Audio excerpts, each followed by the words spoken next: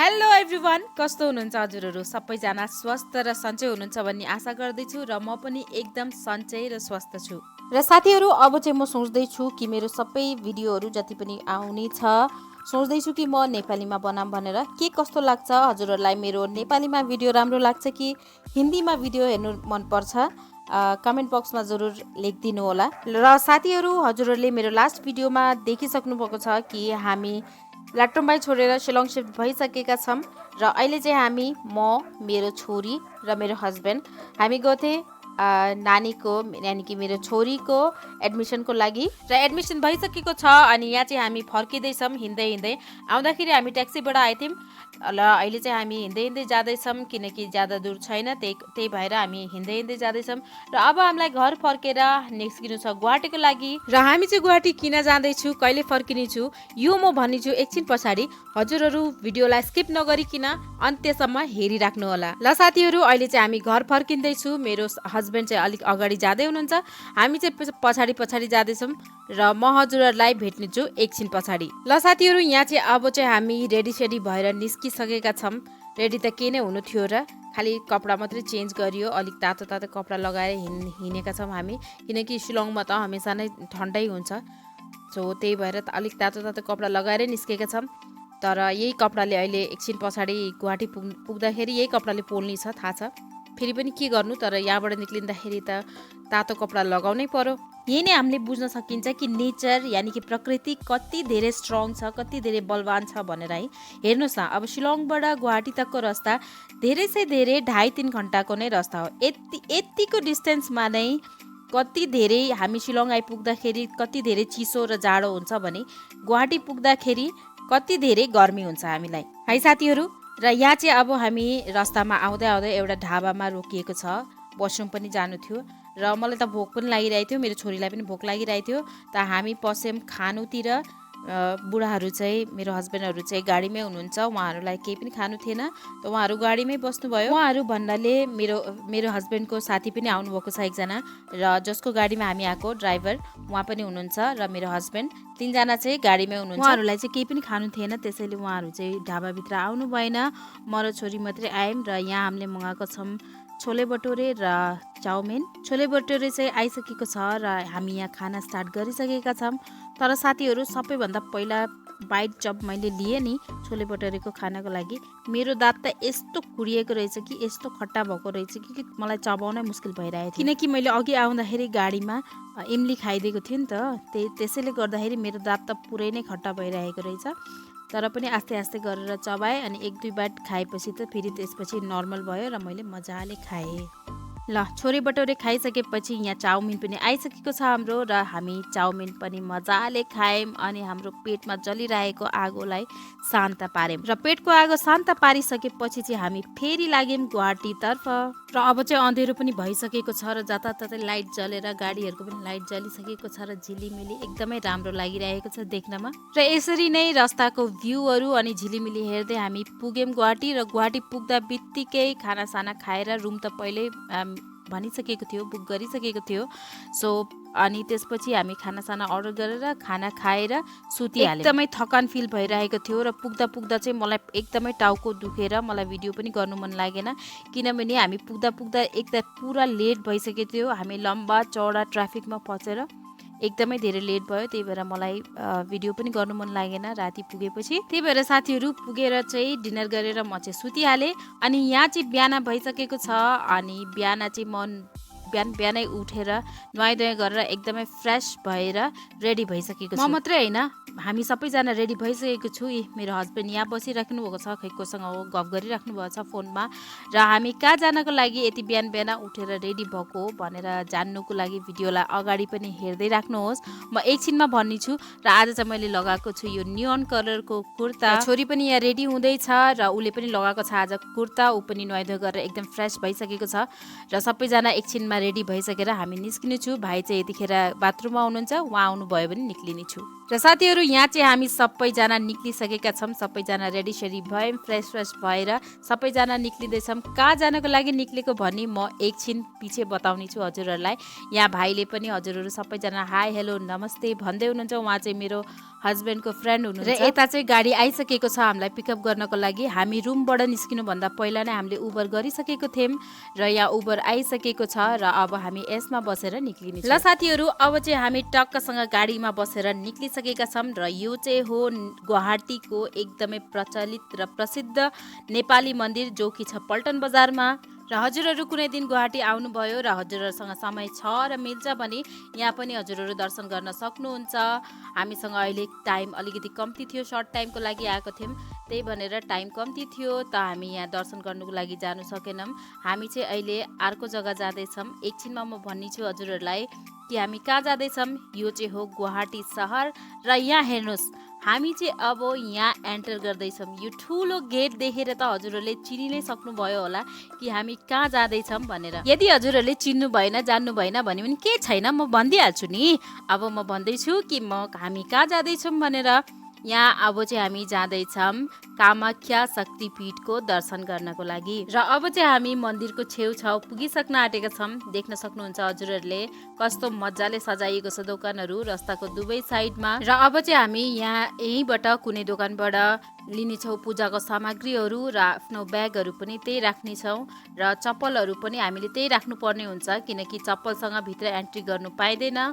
So अब हामी चाहिँ यतैबाट फलफुलहरू लिनेछौँ र चप्पलहरू पनि राख्नेछौँ। हाम्रो ब्याग धेरै थियो, सामान धेरै थियो किनकि हामीले रुमदेखि चेकआउट गरिसकेका छौँ। अब यहाँबाट फर्केर सिधै हामी अर्को जग्गा जानेछौँ, रुममा त फेरि फर्केर जाने छैनौँ। सो हामी चेकआउट गरेर नै निक्लेका हौँ। त हाम्रो सामानहरू सबै छ हामीसँगै। सो हामीले त्यो सामानहरू पनि राख्नुपर्ने हुन्छ। र साथीहरू अब चाहिँ हामी आफ्नो जुत्ता चप्पल र आफ्नो सामानहरू सबै राखिसकेछौँ र अब हामी अगाडि बढ्दैछौँ फुल प्रसाद र पूजाको सामग्रीहरू लिएर। यहाँ चाहिँ हामी एन्टर गरिसकेका छौँ मन्दिर प्राङ्गणमा। यो हजुरहरूले अगाडि देख्न सक्नुहुन्छ, यो चाहिँ हो माँ कामाख्याको मेन मन्दिर। र अब चाहिँ हामी अगाडि गएर माताको दर्शनको लागि लाइनमा बस्नुपर्ने हुन्छ। हामी पुग्दा पनि ढिलो भइसकेको छ, 8 साढे 8 बजिसकेको छ र यहाँ देख्न सक्नुहुन्छ हजुरहरूले श्रद्धालुहरूको भिड कति धेरै छ भनेर। हर दिन यस्तै नै भिड हुन्छ यहाँ। हजारौँ भक्तगणहरू देश विदेशबाट देशको अलग अलग भागबाट यहाँ दर्शनको लागि आउनुहुन्छ। र साथीहरू अब पनि हामी चाहिँ यहाँ टिकट लिइसकेर माताको दर्शनको लागि लाइनमा बसिसकेका छौँ। हामी पुग्दाखेरि टिकट काउन्टर त बन्द भइसकेको थियो, तर पनि एकजना पण्डितजीसँग कुराकानी भइसकेको थियो र उहाँले चाहिँ टिकट लिएर राखिदिनु भएको थियो। अनि हामी पुगेपछि पण्डितजीलाई भेट्यौँ र पण्डितजीको हातदेखि हामीले टिकट लियौँ।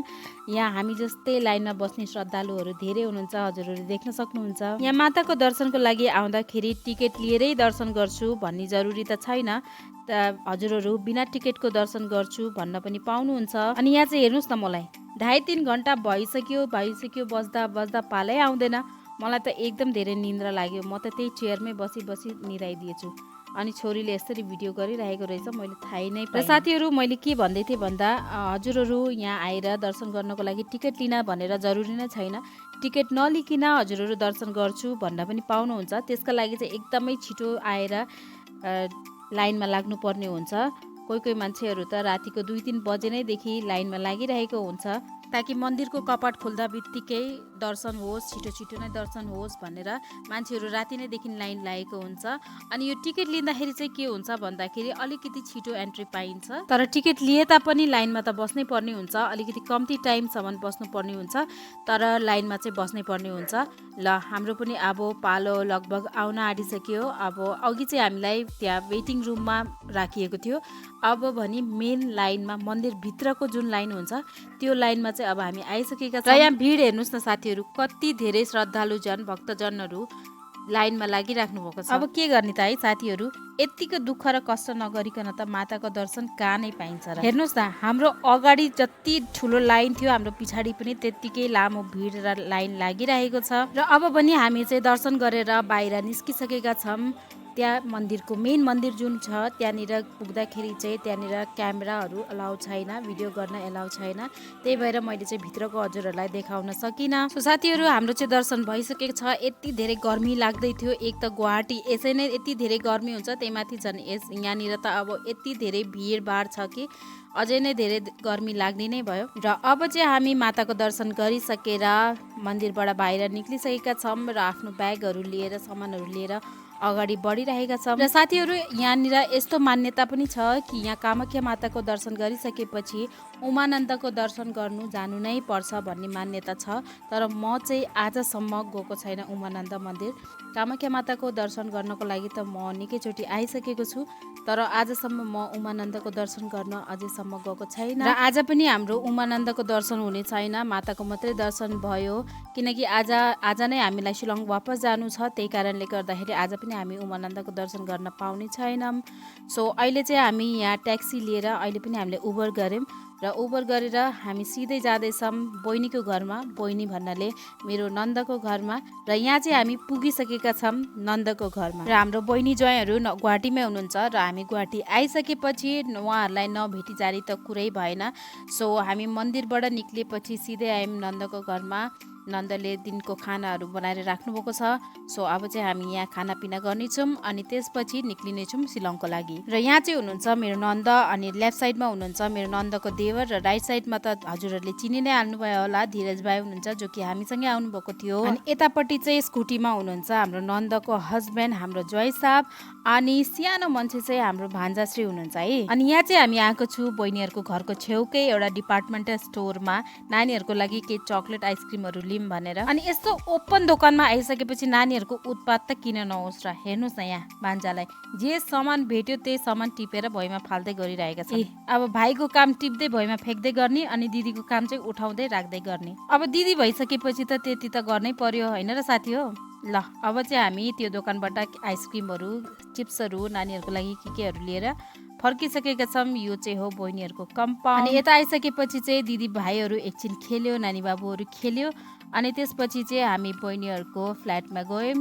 बहिनीहरूको फ्ल्याट चाहिँ माथि सेकेन्ड फ्लोरमा छ र त्यहाँ गएर खानापिना खाइसकेर अनि चाहिँ हामी निस्किँदैछौँ शिलङको लागि। एकदमै सर्ट टाइमले गर्दाखेरि हामी धेरै बस्नु पाएनौँ। बहिनीको त्यहाँ पनि खानापिना खाएर हामी निस्किहाल्यौँ, एकछिन मात्रै बस्छ। र फुपूको त्यही हुँदा नानीले कपडा पनि चेन्ज गर्यो गर्मी भयो भनेर। र यहाँ पोकोमा यो प्लास्टिकमा चाहिँ के बोकेको छ भन्दाखेरि चाहिँ तातो कपडा। अब यहाँ पो गुवाहाटीमा छौँ र अहिले हामीलाई गर्मी लागिरहेको छ। शिलङ पुग्दा त हामीलाई फेरि ठन्डा हुनेछ, त्यसैले गर्दाखेरि तातो कपडा चाहिँ छेउमै राखिरहेको छ ताकि जतिखेर पनि हामीलाई ठन्डा महसुस हुन्छ तातो कपडा चाहिँ यताउता खोजिराख्नु नपरोस् भनेर चाहिँ हामीले छेउमै राखिरहेका छौँ। ल त साथीहरू यस्तै नै थियो हाम्रो एक दिनको गुवाहाटीको ट्रिप। भिडियो के कस्तो लाग्यो तल कमेन्ट गरिदिनु होला।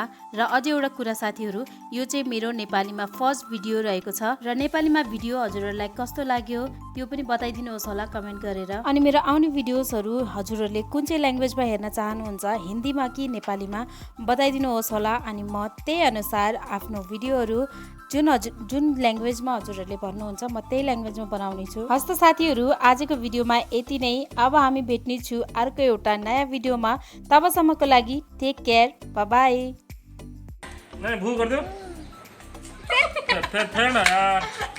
यति धेरै चाहिँ पुरा गरिराखेर अहिले चाहिँ